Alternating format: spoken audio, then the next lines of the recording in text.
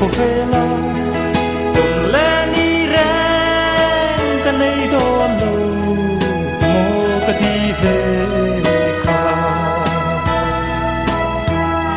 xua lên kinh lâu mấy lăng in cả rong đi ra là ngã lal pan min ngai tâm về ama abuat say sa tuan rama căng lain tông lệ đô niêu cha quy năng nên chuan rây ra khua say si gió về đi la cốc lại chân chùa tua hở tê về mồ vì chưa lung về cả dâu nó về chọc ruai in căn run mà tên cả run phong tu su xua lên kinh lâu mấy lăng in cả run tiếng rẽ là ngã lal pan min ngai tâm về abuat say sa tuan rama căng lain tông lệ đô niêu cha quy năng nên chuan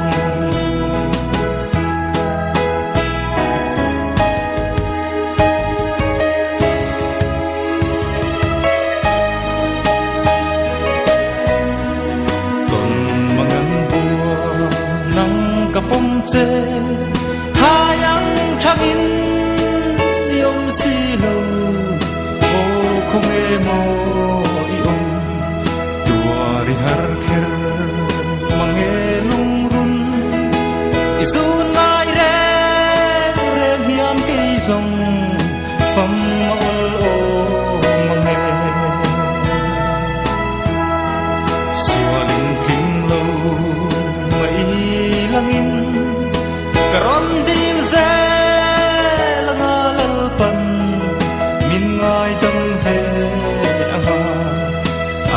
say sa cho tuan rama căng lain tông lệ đô niêu cha quy năng nên chuan xua lên kinh lâu mấy lăng in karon dil ze là ngã lal pan min ngai tâm về ama abuat say sa cho tuan rama căng lain tông lệ đô niêu cha quy năng nên